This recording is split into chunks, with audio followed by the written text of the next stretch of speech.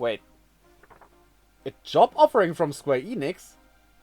In the Dragon Quest development team? Hello and welcome, my slimy leaves. Like that slime. Not to be mean. So, this is a thought experiment. Obviously. What if I were allowed to make my own Dragon Quest game? Officially allowed by Square Enix. Even funded by them. Whatever. One thing I don't want to make is a mainline title. Well, actually, I would want to make a mainline title, but for this video, that would just be... have a story that I would like to see, and like the systems that would just be Dragon Quest. Because Dragon Quest is awesome, and the systems work. And they all basically have the same systems going on. So I'm gonna go for a spin-off title. One that would be especially good for an anniversary game, but oh well. This is Dragon Quest Worlds.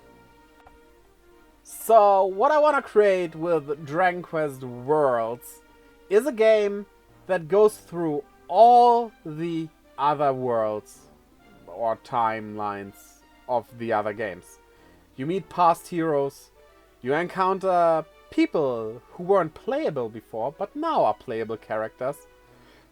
All in a big story, bringing them all together for a huge fight against the darkest of evil. Yeah, a crossover game. That is what I wish to create. As a love letter to the whole franchise, basically.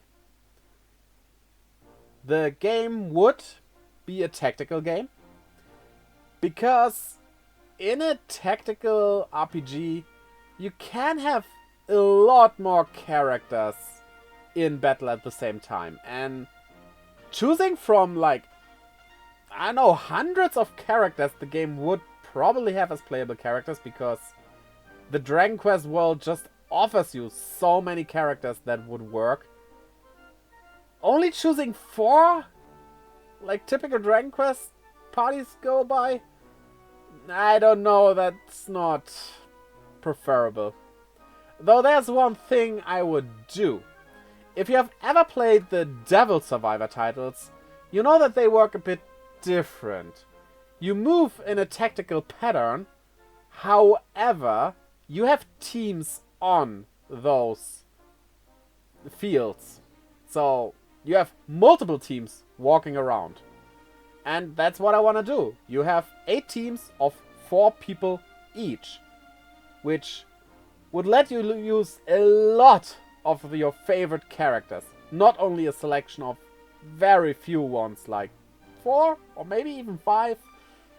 And that would be preferable to me. And would also work, because in the end, you can make all these things work if you balance them right. And well, it's not filling the screen too much, because you still only have like 8 characters and, well, maybe 8 enemies, so 16 in total, walking around the field. While in battle, there are more. And then, we need to get into the story, I guess. Story-wise, it's about a boy and a girl, 2 good friends, who love to read that book series that exists in their world, which is like... not our world, but close to our world. It's like a fairy tale-like world, without the magic though. So kinda Renaissance age, around that style of things. And they love the Dragon Quest book series, and, well, the library just got a new one in. So eagerly, they take it home to his or her home. It doesn't matter, they just go to one of their homes. And they open the book, and it's empty. Only empty pages on that book. But that's not where it ends. Suddenly, the pages of that book glow, and they get sucked into it. They arrive on a plain, a grassy plain. Nothing looks familiar here, until they turn around and see a castle. A castle that they look at and then think, Wait. This seems familiar. Where have we seen it before? But they have never seen it before. They read about it. They are in the world of the first volume of their favorite Dragon Quest book series. Or, well, in the first Dragon Quest game for us players out there. That's where they arrive. And that's where they also meet their first party member. The princess.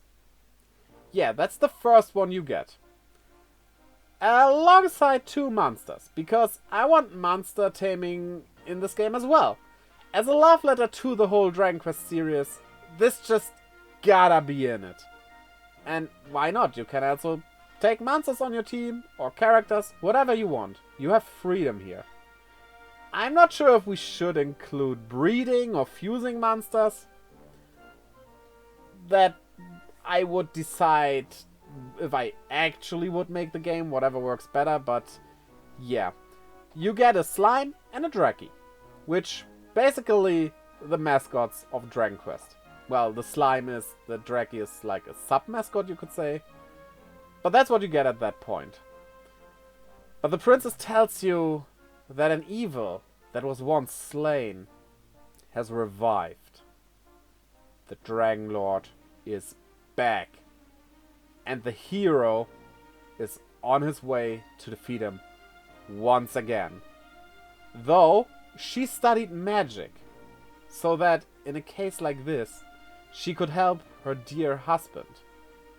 And yes, I know technically they left the castle, but for the sake of this game, this is somewhere in between them marrying and leaving. Like, they still leave at the end when the worlds are restored to normalcy, but here they still are there. And that's just the basic premise of the story. You are in the Dragon Quest 1 world, you solve a problem, you will lose against the Dragon Lord because, yeah, well, defeating a Demon Lord that early in the game would be kinda wrong. But in the battle against him, you, while losing, are sent to a different world. Not Dragon Quest 2. Don't go through them in order. Starting with the first one, yes. But, like, maybe go into 5 at that point. Or maybe 7, who knows. You are transported to these worlds and, well, once you're ready, you are also starting to defeat each, not Dragon Lord, each Demon Lord. One by one at their places where they grow in strength. They are stronger than they were ever before. And slowly you uncover the mystery behind everything. There is someone reviving those Demon Lords. However, he doesn't do it to wreak havoc. He doesn't revive them for them to be alive again. His plan is that they again get slain. But every time you slayed one of the Demon Lords, he absorbed their power. Thus, fusing them basically all inside of himself. And it all gets to that point where you have the first battle against all Demon Lords at the same time. That will be a big final battle thing. And after that, you finally meet the one who fuses them. You fight him in his human form first, but in the battle he transforms into the, I don't know, Ultra Demon Lord form? Super Demon Lord form? It probably has some kind of name, because, like, it's the amalgamation of all Demon Lords. And it also sure looked that way, so yeah. I can't draw, I would show you a picture of what I imagine it to look like, but oh well, it doesn't matter. And that's the real final battle. Though, of course, it's Dragon Quest, there will be like 2 or 3 more forms, because this isn't even his final form. After you defeat him, peace is restored to all the worlds. Now, I kinda hate to do this. I always hated when shows or games do the thing like, and everyone will forget everything that happened because peace has returned. Though I do wanna do it here, just because that way it fits better into the whole Dragon Quest narrative of the whole game series. Because nothing of this is ever mentioned in any game, for very obvious reasons. Though maybe I find a way around that. Like Dragon Quest 11, nothing of it was mentioned ever in Dragon Quest 1, 2, or 3. But it happened prior to those, so it could work. I would gotta see if I would actually write this, which, yeah, might never happen, because this is just a dream. So wake up. No, not that kind of dream, but yeah. But that's the idea I have. Though, with all the world hopping, there's one more thing we can do. And that would be DLC. Games nowadays have DLC. We pay for DLC and, well, some people complain, but DLC is fine as long as it's made good, in my opinion. And as I want this game to focus on the mainline Dragon Quest games, so Dragon Quest 1 to 12? 12 isn't out yet, but at the point this game would be finished, 12 would probably be out. There is more to the Dragon Quest world than only the main games. And the DLC could just add the spin-off worlds. Like, you go to the Rocket Slime world and get a slime, which you already have on your party. Well, it's a special slime. It has, like, the movesets of, well, Rocket. The slime from Rocket Slime. Or the Builders from the Dragon Quest Builders series. That would be an interesting way to show that world. Because the building aspect, you cannot just put in. At least not as heavily as it was in the Dragon Quest Builders games. But maybe you could do something with it. Who knows? And there are a lot of other spin-offs. One spin-off I probably wouldn't include would be Dragon Quest Heroes. Because that already does that crossovering stuff a bit. With a few characters coming into their world. So maybe the characters could just be like the original characters from the 2 Dragon Quest Heroes games. Could be a DLC bonus. You just get the characters with no story attached to them. Something like that. But that's what I do for DLC. And I guess that would be a very fine DLC. Something I would want to see in other games as well, but oh well, I don't make the rules here. So, what do you think about my idea for a Dragon Quest game? Specifically, a crossover game from all the Dragon Quest games. Did you like it? Did you not like it? Tell me down in the comments below.